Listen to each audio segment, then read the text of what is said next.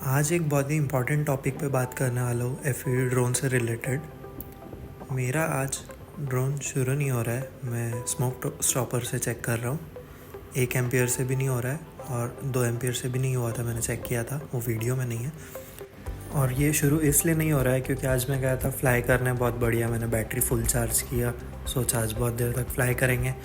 और जैसे मैंने बैटरी प्लग किया तो स्पार्क निकला और फटाकों की आवाज़ आई ड्रोन में से। फिर अभी स्टोर पर वापस आया मैं।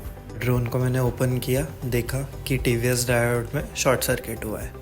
मुझे पता था इस टीवीएस डायोड के बारे में कि ये शॉर्ट सर्किट हो सकता है, इसीलिए मैंने इसका कंपोनेंट भी पहले से ही मंगा के रखा था एक्स्ट्रा में। दो पीसेस मेरे पास अभी भी पड़े हैं। तो अब पहले तो इसे क्लीन करूँगा मैं। जो टीवीएस डायोड शॉर्ट सर्किट हुआ है वो बहुत ज़ोर से हुआ था, पूरी बाहर तक की चिंगारी निकली थी ड्रोन के। तो मैं इसको पहले बहुत अच्छे से क्लीन करूँगा। उसके बाद में प्रॉब्लम ये आ रहा था कि ये स्पार्क होने की वजह से वहाँ पे मेल्ट होके चिपक गया था। बहुत सी बार ऐसे ही होता है, जब कोई कंपोनेंट शॉर्ट होता है तो वो वहाँ पर स्टिक हो जाता है। एसएमडी कंपोनेंट्स का ज़्यादा होता है ऐसे, क्योंकि वो बहुत कॉम्पैक्ट होते हैं और एकदम पीसीबी को चिपक कर रहते हैं। तो ठीक है, मेन तो टॉपिक आज ये है कि मैं कुछ कॉन्स बताना चाहता हूँ। प्रोज तो बहुत है एफपीवी ड्रोन के, लेकिन कॉन्स जानना बहुत ज़रूरी है। अगर आप इस एफपीवी हॉबी में आना चाहते हो तो कॉन्स पता होना चाहिए।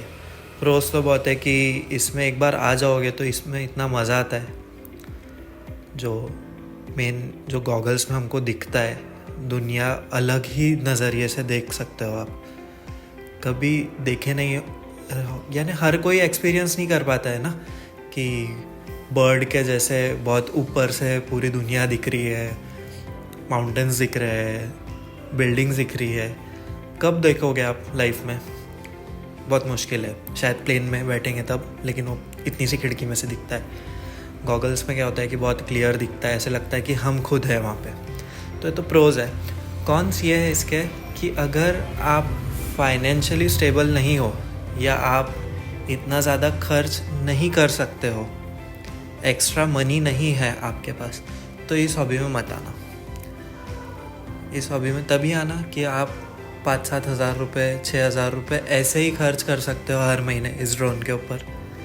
तो ये ड्रोन लेना या बनवाना।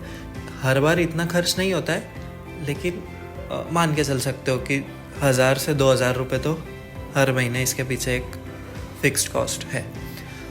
और एक बार बनवा लोगे, मुझसे बनवाओ या खुद बनाओ या किसी से भी बनवाओ, एक्सपीरियंस्ड पर्सन से ही बनवाना। क्योंकि आप दोगे सामने वाले को 30-40 हज़ार रुपये, 50 हज़ार रुपये, वो मंगाएगा, या आप खुद कर रहे हो और एक आध चीज़ ख़राब हो गई तो वही जो ड्रोन 40 का बनने वाला था वो 50 का हो जाएगा, क्योंकि वो चीज़ तो अब लाना पड़ेगी, ख़राब हो गई। सेकंड चीज़, बनवा रहे हो, ठीक है, किसी भी स्किल्ड पर्सन से बनवा लिए, ओके। उसके पहले सीख लेना। डायरेक्ट लेते से ड्रोन हम फ्लाई नहीं कर सकते, सिमुलेटर में सीखना पड़ता है, कंप्यूटर में रिमोट को कनेक्ट करके। ये सही तरीका है। सिमुलेटर में सीखने से एक मसल मेमोरी क्रिएट हो जाती है फिंगर्स की, और हमारे देखने की और फिंगर्स की एक तालमेल बैठ जाता है, जिससे अगर ड्रोन क्रैश भी होने वाला रहता है तो बहुत सी सिचुएशन में हम बचा लेते हैं उसको। सिमुलेटर में 100 बार क्रैश करो, कोई नुकसान नहीं होगा। रियल वाला ड्रोन लोगे और उड़ाओगे तो क्रैश होगा, नुकसान तो होगा। अब इसमें एक और चीज़ ये है कि इसका शौक चढ़ जाता है। शौक चढ़ने के बाद हमको लगता है कि अब इसमें अपग्रेड चाहिए। तो हम जब आते हैं, एंटर करते हैं इस फील्ड में, फर्स्ट ड्रोन बनाते हैं, तो हमको पता रहता है कि ठीक है, सो अमाउंट का ये बनेगा, हम बनवा लेते हैं उससे। लेकिन फिर 1-2 महीने होते तो हमको लगता है कि यार अब मुझे ये चीज़ चाहिए, इसमें मुझे गॉगल्स अच्छे चाहिए, कैमरा अच्छा चाहिए, मुझे इस पर गोप्रो लगाना है, मुझे इस पर ज़्यादा एडवेंचरस चीज़ें शूट करनी है, माउंटेन शूट करना है तो कैमरा अच्छा चाहिए, या मुझे ड्रोन बड़ा चाहिए, मुझे लॉन्ग रेंज जाना है। तो ऐसे अलग अलग एक्सपेंसिव चीज़ें इसमें ऐड होते जाती है और ये थोड़ा कॉस्टली हो जाता है। लोगों को लगता है ये DJI ड्रोन से सस्ता है FPV, लेकिन नहीं, ये DJI ड्रोन से काफ़ी ज़्यादा आपकी पॉकेट में से पैसे निकालता है। तो ये एक मेन इसमें रीज़न है जो थोड़ा सा बुरा है। थोड़ी कुछ बुराई हर चीज़ में होती है, वैसे एफपीवी ड्रोन में भी एक ये बुराई है। अब मैं ये कंपोनेंट को चेक कर रहा हूँ। TVS डायोड है ये, कौन सा साइड इसका ओरिएंटेशन चेक कर रहा हूँ मैं, और फिर मैं उसको वहाँ पे सोल्डर कर दूँगा। मैंने वैल्यू भी चेक किया उसकी कि सेम ही है क्या, अलाइन करके फिर मैं इसको सोल्डर कर दूँगा। और नेक्स्ट वीडियो में मैं इसमें कैमरा ऐड कर रहा हूँ। मेरा कैमरा ऐड करने का अभी तक रह गया था। वैसे मेरा कैमरा गॉगल आ चुके हैं, बस मेरा VTX आना बाकी है। VTX के लिए मैं रुका हूँ। जैसे ही VTX आएगा मैं अनबॉक्सिंग करूँगा, उसका वीडियो भी बना दूँगा अनबॉक्सिंग का, और फिर इसमें इंस्टॉल करूँगा और फिर फ्लाई करने जाएंगे। बढ़िया कुछ रिकॉर्ड करके आपको मैं दिखाऊँगा कैसे दिखता है। सेम वो एक्सपीरियंस तो मैं नहीं दिखा सकता हूँ जो मुझे गॉगल्स में दिखता है, लेकिन कहीं ना कहीं थोड़ा आपको पता चल जाएगा।